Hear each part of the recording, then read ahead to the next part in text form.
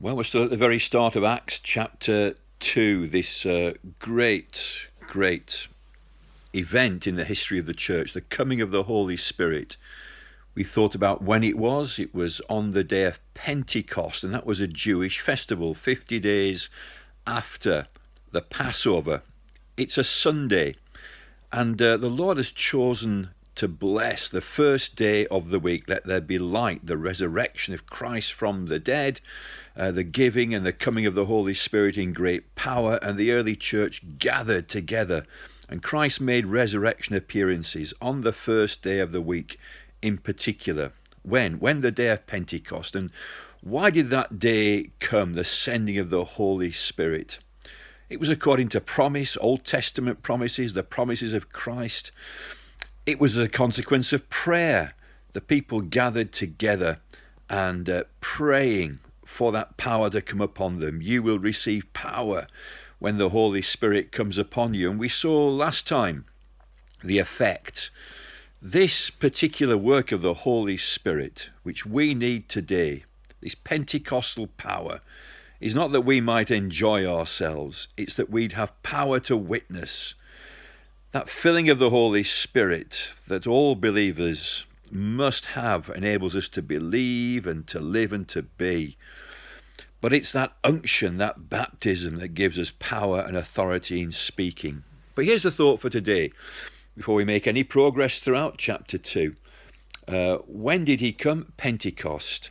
When did he come? When they were all gathered together in one place. And I want to draw out here the great importance of unity.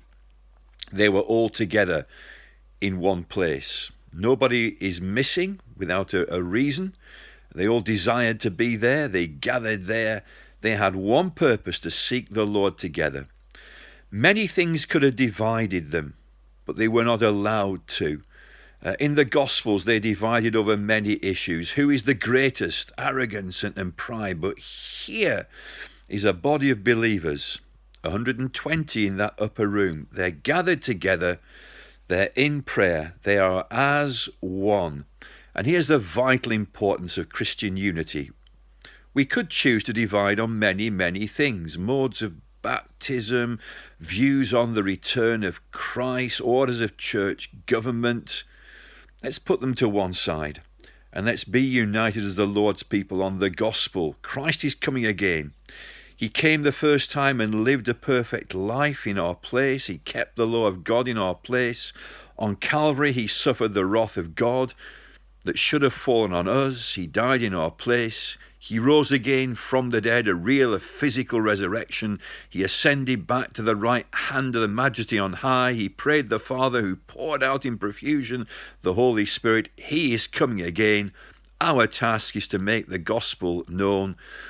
Let's focus on that. Let's unite on that, the gospel and the heart of it. Let's be together in one place, in our local churches, in our associations, and the Church of Christ worldwide, to be one together and focused on Jesus Christ, the Son of God, who came and lived and died and rose, who is coming again. Let's declare that to a dark and needy world.